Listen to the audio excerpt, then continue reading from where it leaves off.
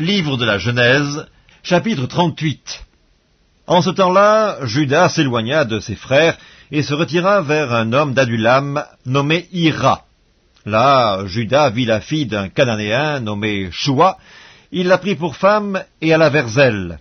Elle devint enceinte et enfanta un fils qu'elle appela Er. Elle devint encore enceinte et enfanta un fils qu'elle appela Onan. Elle enfanta de nouveau un fils qu'elle appela Shéla. Juda était à Dzib quand elle l'enfanta. Juda prit pour Er, son premier-né, une femme nommée Tamar. Er, premier-né de Juda, était méchant aux yeux de l'Éternel, et l'Éternel le fit mourir. Alors Juda dit à Onan, « Va vers la femme de ton frère, prends-la comme beau-frère, et suscite une postérité à ton frère. » Onan, sachant que cette postérité ne serait pas à lui, se souillait à terre lorsqu'il allait vers la femme de son frère, afin de ne pas donner de postérité à son frère. Ce qu'il faisait déplut à l'Éternel, qui le fit aussi mourir. Alors Juda dit à Tamar, sa belle-fille, « Demeure veuve dans la maison de ton père jusqu'à ce que Shéla, mon fils, soit grand. » Il parlait ainsi dans la crainte que Shéla ne mourût comme ses frères. Tamar s'en alla et elle habita dans la maison de son père. Les jours s'écoulèrent et la fille de Shua, femme de Juda, mourut. Lorsque Juda fut consolé, il monta à Timna, vers ce qui tondait ses brebis, lui et son ami Hira, l'Adulamite. On en informa Tamar et on lui dit, « Voici ton beau-père qui monte à Timna pour tondre ses brebis. » Alors elle ôta ses habits de veuve, elle se couvrit d'un voile et s'enveloppa, et elle s'assit à l'entrée d'Énaïm, sur le chemin de Timna, car elle voyait que Shéla était devenu grand, et qu'elle ne lui était point donnée pour femme. Juda la vit et la prit pour une prostituée, parce qu'elle avait couvert son visage.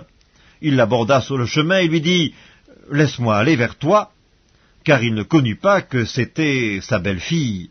Elle dit, « Que me donneras-tu pour venir vers moi ?» Il répondit, « Je t'enverrai un chevreau de mon troupeau. » Elle dit, « Me donneras-tu un gage jusqu'à ce que tu l'envoies ?»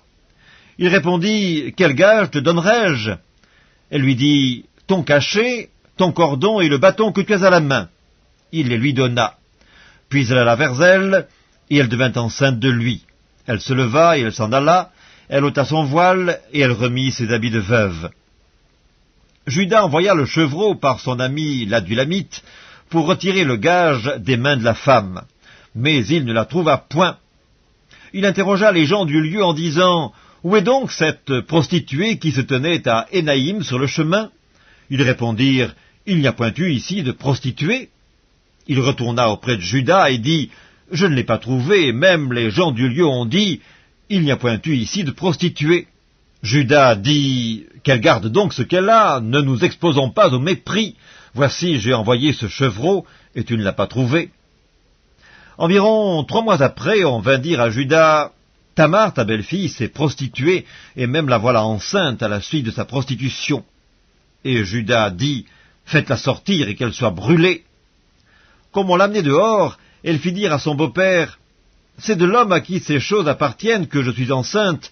Reconnais, je te prie, à qui sont ce cachet, ces cordons et ce bâton. » Juda les reconnut et dit, « Elle est moins coupable que moi, puisque je ne l'ai pas donnée à Shéla mon fils, et il ne la connut plus. » Quand elle fut au moment d'accoucher, voici, il y avait 2 jumeaux dans son ventre, et pendant l'accouchement, il y en eut un qui présenta la main.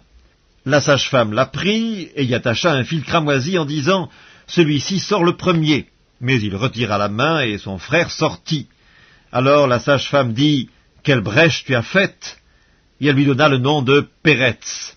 Ensuite sortit son frère qui avait à la main le fil cramoisi, et on lui donna le nom de Zérak.